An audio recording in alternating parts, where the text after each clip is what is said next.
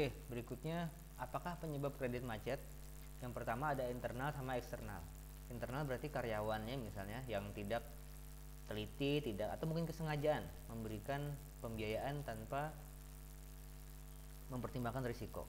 Sedangkan eksternal bisa jadi nomor satu seperti kondisi, atau nomor dua ya, itu kondisi COVID-19, berkurangnya konsumsi, berkurangnya produksi, berkurangnya orang yang kemampuan membayar kredit, berkurangnya pendapatan, sehingga kredit juga bisa macet.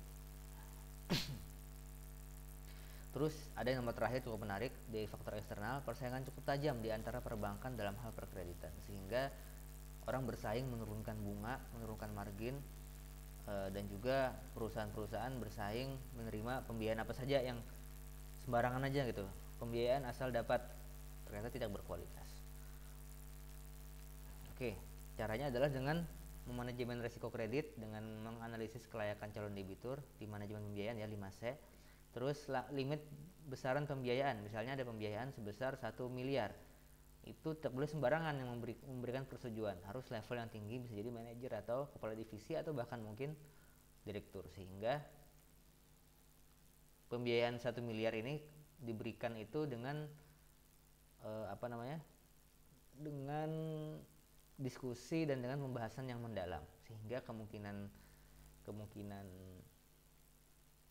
gagalnya pun juga lebih kecil. Yang ketiga pengawasan arus kas debitur, dengan cara debitur itu diawasi kegiatan usahanya, arus kas ya, memastikan arus kas itu mereka itu baik. Dalam akuntansi, arus kas itu kan menyatakan kondisi kas yang masuk dan keluar serta berapa yang dipegang, berapa saldo kas.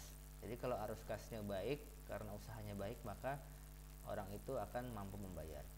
Yang keempat adalah agunan, ada jaminan yang menjadi backup dari pembiayaan tersebut. Oke, yang kedua resiko pasar yang muncul apabila terjadi pembiayaan atau pendanaan yang memakai dolar, sehingga mempengaruhi ketika itu naik dan turun, mempengaruhi kondisi keuangan. Jadi solusinya adalah yang terakhir, posisi pendanaan atau dana simpanan nasabah dalam bentuk mata uang asing dan yang disalurkan harus seimbang rasionya, sehingga kalau terjadi apa-apa itu tidak merugikan bank, karena kalau dolar naik misalnya tentu akan mempengaruhi jumlah yang dibayarkan oleh bank kepada deposan. Yang ketiga resiko likuiditas, kondisi di mana bank itu tidak mampu membayar kewajibannya, atau ketika orang mau ngambil dana itu kadang-kala terpenuhi karena duitnya nggak ada, duitnya masih di orang yang minjam, dan orang yang minjam ini ternyata macet. Jadi sering terhubung antara risiko pembiayaan dan juga risiko likuiditas. Terjadi pada tahun 98, krisis moneter, harga dolar terkait banyak kredit macet, akhirnya dana itu tidak bisa dikumpulkan oleh bank, sehingga masyarakat takut dananya hilang. Orang-orang pun berebutan ngambil di bank berdahuluan agar takut karena dananya bisa jadi hilang. Orang antri di bank dan juga ATM. Bagaimana caranya menanggulangi itu? Dengan asset and liability management. Aset bank adalah pembiayaan, liability-nya adalah dana simpanan nasabah. Itu harus diatur sedemikian rupa, jangan sampai kebanyakan. Kemarin kita sudah belajar di pertemuan tentang laporan keuangan, itu ada namanya CAR, Capital Adequacy Ratio, rasio kecukupan modal. Kalau seandainya duitnya belum terkumpul dari orang yang bayar hutang, itu ditalangi dulu pakai duit modal, dan modal jangan sampai habis, harus ada cadangannya. Oke, terus yang kedua, menyesuaikan maturity dana dengan maturity pembiayaan. Jadi harus diatur juga deposito yang setahun misalnya harus bisa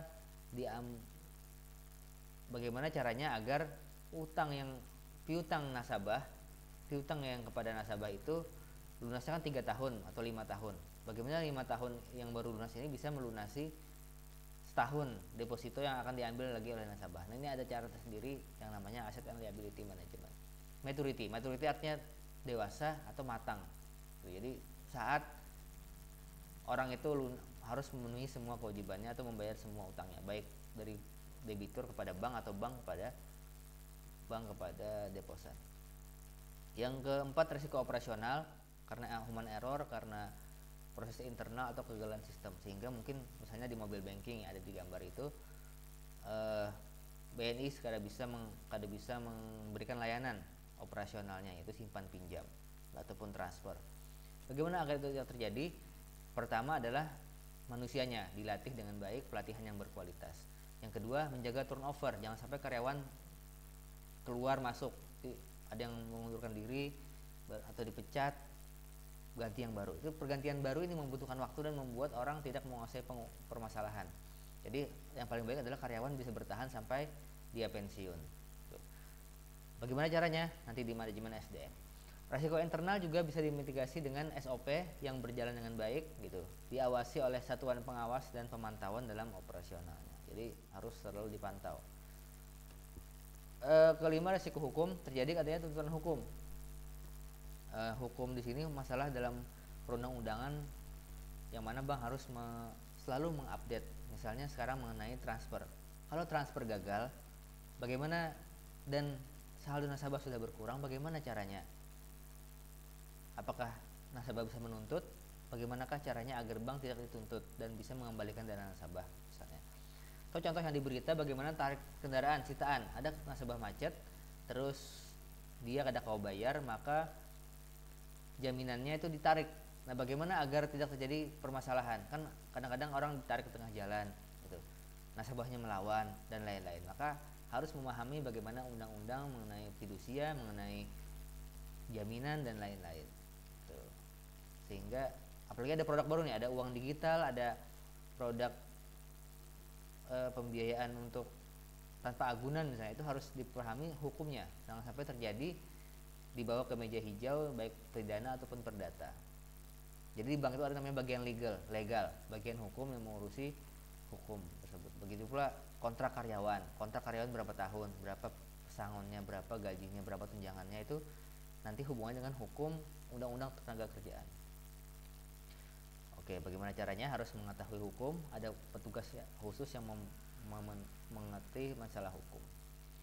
Yang keenam, reputasi. Reputasi berarti citra baik atau citra buruk.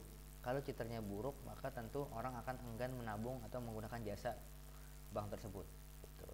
Bagaimana caranya? Dengan pelayanan yang baik. Terus ada keluhan konsumen, itu harus ditangani dengan bijak. Jangan sampai dengan cara kekeluargaan, jangan sampai mereka membawanya ke pihak yang berwajib misalnya. Atau kita menangani dengan emosi atau sehingga nasabah kecewa. Terus juga jangan lupa koordinasi dengan divisi public relation. Dalam bank itu ada namanya public relation yang memberikan berkomunikasi ke publik, membuat press release ke wartawan gitu. Sehingga bisa menjelaskan kebijakan-kebijakan atau aksi korporasi dengan baik, sehingga nasabah bisa, kalaupun nasabah ada puas karena pelayanan kita ada tersalah sedikit gitu kan, bisa ditanggulangi dengan baik.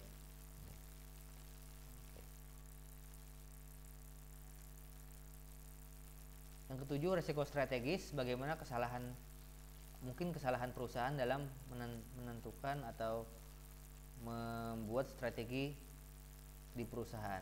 Maka tentu harus adanya pengawasan, pengendalian internal.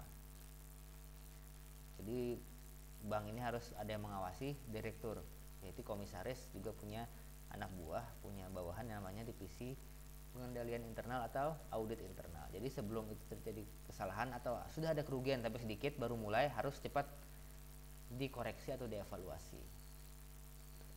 Karena untuk strategi itu kan bisa mengenai marketing, bisa operasi, bisa mengenai pertumbuhan bisnis, bisa mengenai bagaimana teamwork atau SDM-nya, manajemen risiko dan lain-lain. Itu memang harus ada yang, karena direktur fungsinya adalah untuk mengerjakan, eksekutif. Butuh yang mengawasi agar tidak melenceng. Kalau di negara itu fungsinya legislatif, DPR. Nah, kalau di perusahaan itu komisaris dengan memberikan wewenang kepada divisi di bawahnya, divisi audit internal atau pengawasan internal. Jadi komisaris yang mengawasi. Atau juga kalau dari syariah itu DSN. Oke.